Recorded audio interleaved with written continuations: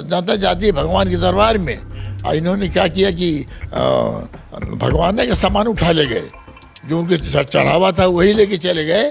तो भगवान तो खुद जान गए कि ये सब कैसे हैं, तो आने वाले दिन में भगवान ईश्वर है, इनको सबक सिखाने का काम किया। एक साधु हैं परमहंस जी वहाँ के, वो कह रहे हैं कि टुन्नू यादव को इस जुर्म के लिए फांसी की सज़ा दी जाए, और जो ब्राह्मण समाज के लोग हैं, ब्राह्मण में देखिए जात पे नहीं जा रहा लेकिन तमाम उसमें नाम थे, उसको उन्होंने कहा कि इन लोगों को 6-6 महीने की सज़ा देकर छोड़ दिया जाए, बाकी टुन्नू यादव को फांसी दी। एक आदमी रो रहा था कि मैंने तो अपनी 1 करोड़ की ज़मीन बेच करके मंदिर निर्माण में दे दिया, और वो रो रहा था कि मेरा भी पैसा ऐसे चोरी कर लिया होगा, भगवान तक सुरक्षित नहीं रखा। तो भाई वो आस्था के लिए उसने किया, अपनी ज़मीन बेच कर, अपनी ज़मीन बेच के दिया है। बताइए, वो तो कहेगा ही। जब ये लोग भगवान के धोखा दे सकते हैं तो जनता के धोखा देने में क्या है? जनता के तो बराबर इन्होंने धोखा दिया है, झूठ बोला है, झूठ बोल के हाई दे देंगे, हाउ दे देंगे।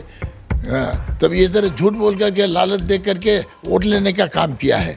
मगर अब तो इससे नहीं पेट भरा तो श्री राम के ही दरबार में चोरी करने का काम हो गया। बात और कही जा रही कि टुन्नू यादव ने अखिलेश यादव के किसी करीबी व्यक्ति से बता दिया, और अखिलेश यादव जी ने प्रेस कॉन्फ्रेंस करके इस चोरी का खुलासा कर दिया। तो अगर टुन्नू यादव ने ऐसा किया, भगवान के घर में चोरी हो रही थी, टुन्नू यादव को बर्दाश्त नहीं हुआ ये देख करके, अगर उसने कह भी दिया किसी से, तो उसने तो भगवान का काम किया, भगवान के घर में चोरी हो रही तो उसको रोकने के लिए प्रयास किया, तो उसी को दोषी ठहराया। अब उसमें से कहाँ धन गया, चोरी इतनी बड़ी डकैती पड़ गई और चोरी हो गई और किसी को पता नहीं चला।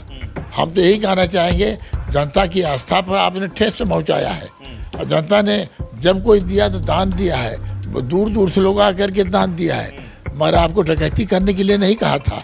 आपने क्या किया कि सब पैसा ले करके चंपत हो गए।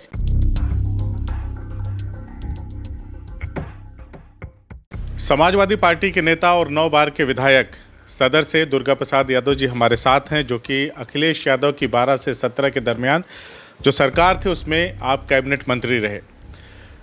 तमाम मुद्दों पे आपसे बातचीत करनी है, लेकिन आपका स्वागत करते हुए पहला सवाल तो मेरा यही है कि अभी आपने अखिलेश यादव जी का जन्मदिन मनाया, कार्यालय पे गए, तो क्या मंत्रा मिला 2027 की जीत का?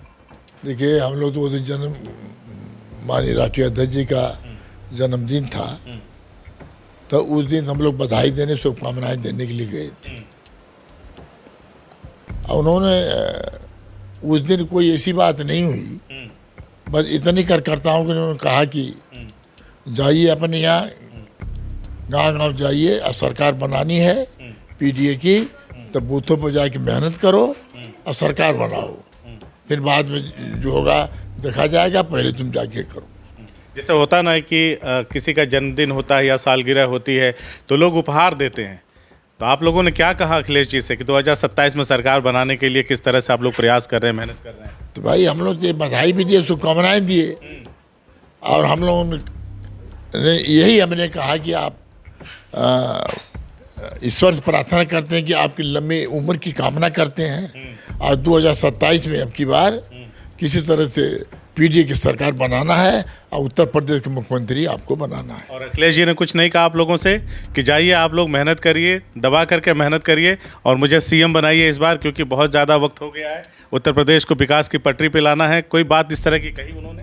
नहीं, उन्होंने तो बराबर कहते हैं। अच्छा, हाँ, उस दिन जन्मदिन वाले दिन, जन्मदिन भी दी कहे अच्छा कि जाइए, और जन्मदिन है, मैं कह देना चाहता हूँ कि आप मेहनत करिए, जाके अपने बूथों पर लड़िए, वोट बनाइए, और वोटर लिस्ट में सुधारिए, और रह के मेहनत करके और सबको भाईचारा बनाइए।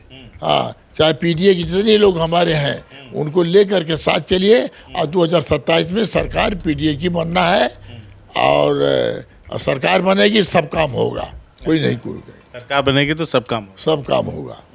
अच्छा, आजकल एक मामला बड़ा चर्चा में चल रहा है, राम मंदिर में जो चढ़ावा चढ़ाया जाता है उसको अखिलेश यादव जी ने इस तरह से इस मुद्दे को हाईलाइट कर दिया, एक बार बोला तो पूरे देश में चर्चा हो गई, और फिर बार बार उस पर तमाम खुलासे हो रहे हैं, कोई इस्तीफा दे रहा है तो किसी के खिलाफ FIR हो रहा है, क्या कहेंगे इस पर? अब देखिए, माननीय हमारे नेता हैं, माननीय राष्ट्रीय अध्यक्ष जी, उन्होंने जो कहा है कोई से छिपा नहीं है, वो सही बात आई तो सही बात उन्होंने कह दिया। अब भगवान श्री राम तो सबके हैं, एक आस्था है, और उन्होंने बड़ी धूमधाम से इन्होंने भी उसको ट्रस्ट बनाया और सभी लोग उसमें काम किए। अब उसमें से कहाँ धन गया, इतनी बड़ी डकैती पड़ गई और चोरी हो गई और किसी को पता नहीं चला। हम तो यही कहना चाहेंगे, जनता की आस्था पर आपने ठेस पहुंचाया है और जनता ने जब कोई दिया तो दान दिया है, दूर दूर से लोग आकर के दान दिया है, मगर आपको डकैती करने के लिए नहीं कहा था। आपने क्या किया कि सब पैसा लेकर के चंपत हो गए। और जो लोग जांच की प्रक्रिया है, जांच में सही जांच होगी तो सबका पर्दा खुल जाएगा और सबके ऊपर खिलाफ मुकदमा करना चाहिए। नाम भी चंपत था और चंपत हो भी गए। वो तो हो ही गया, मगर उनके आज भी लोगों की कार्रवाई नहीं हुआ। अनिल हैं, चंपत जी हैं, चाहे और कोई हैं, कई लोग तो हैं उसमें, यही लोग तो थे सब, इन्हीं के नेतृत्व में तो ये हो रहा था सब। तो मतलब ये तो बहुत बड़ा जनता को धोखा दिए इन्होंने। जनता आस्था के प्रतीक जनता जाती है भगवान के दरबार में, और इन्होंने क्या किया कि भगवान ने का सामान उठा ले गए, जो उनके चढ़ावा था वही लेके चले गए। तो भगवान तो खुद ही जान गए कि ये सब कैसे हैं, तो आने वाले दिन में भगवान ईश्वर है, इनको सबक सिखाने का काम करेंगे। भगवान इनको सबक सिखाएंगे, उनको छोड़ेंगे नहीं। लेकिन कहा जा रहा है कि बात को दूसरी तरफ से घुमाया जा रहा है। कहा जा रहा है कि जो टिन्नू यादव ड्राइवर थे वही सब किए हैं, यानी किसी की और जिम्मेदारी नहीं, खाली ड्राइवर ही पूरे मंदिर के ट्रस्ट को संचालित कर रहा था। ये बताइए कि वो तो ड्राइवर उनका है, तो चंपत जो कहेंगे वो कहेंगे तो करेगा। अब क्या किया क्या नहीं किया, मगर इसमें जितने लोग हैं, छोटे लोग हैं, बड़े लोग कहाँ गए? बड़े लोगों का नाम बिना बड़े लोगों के ये तो हो नहीं सकता।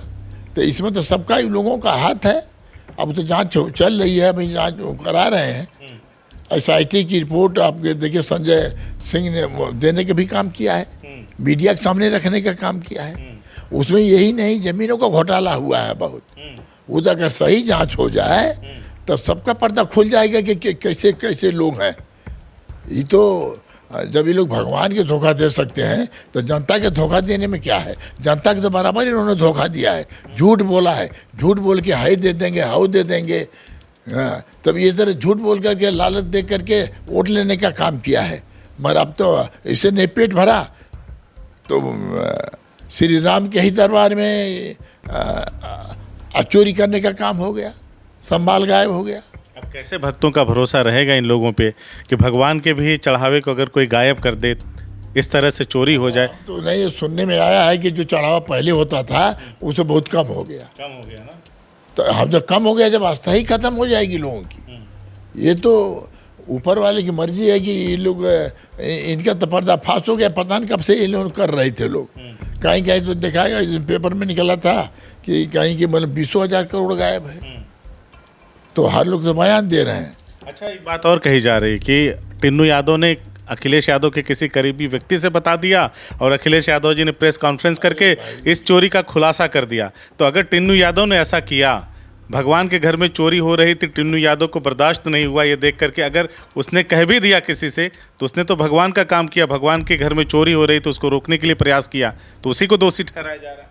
ये तो गलत है, उनका ड्राइवर, हम उस पर नहीं कहेंगे। जो कहा कौन नहीं कहा, मगर राष्ट्रीय अध्यक्ष जी हमारे सब बात जान जाते हैं, उनको सब पता हो जाती है। हाँ, एक एक बात जानते हैं वो। एक एक चुनाव में देखिए कैंडिडेट हैं, हर कैंडिडेटों के बारे में जानते हैं कि कौन कैसा लड़ेगा, कौन कैसा लड़ेगा।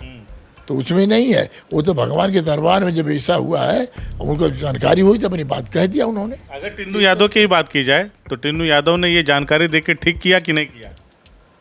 अब उसमें अगर कोई बताया है, जब पहुंचा है तो ठीक है, नहीं किया। भगवान अगर नहीं कि भगवान के दरबार में ऐसा हो रहा है, अगर वो कह दिया तो समझ लीजिए कि श्री राम उसे कहवाए, श्री राम जी कहवाए। हाँ, उसे कहवाए कि जाके कहो कि ऐसा हो रहा है, तो तभी नहीं गया वो।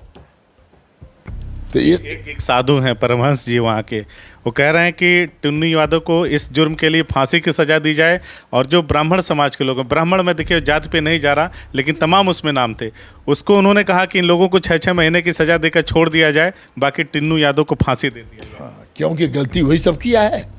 अरे वो तो ड्राइवर है, छोटा कर्मचारी है। अच्छा, जो लोगों के नामजद रपट हुई है, ये जाति की तरफ कुछ इशारा है या क्या मामला है? जाति के आधार पर तो लोग कर ही रहे हैं, वो तो अलग बात है। हाँ, यादव जात के यादव है तो फांसी पे चढ़ा दो। हाँ, वो तो कर ही रहे, चाहे यादव चाहे मुसलमान हो, उनको तो गले से नीचे नहीं उतरने वाले लोगों को। और सेम जुर्म में बाकियों को 6-6 महीने की सजा। आप बताइए, जे उनका कुल चंपत हो गए लेके लोग, चंपत नाम जैसा काम। अब ये जो बड़े बड़े लोग थे उसमें छोट लोगों का हाथ नहीं, शायद शंकराचार्य ने कहीं बोल रहे थे, मैंने भी सुना मोबाइल पर, उन्होंने कहा कि ये क्या है, तो छोटे हैं, इसमें बड़े लोगों का हाथ है, ये लोग ऊपर तक जाता है, ये सब खींच के गया है।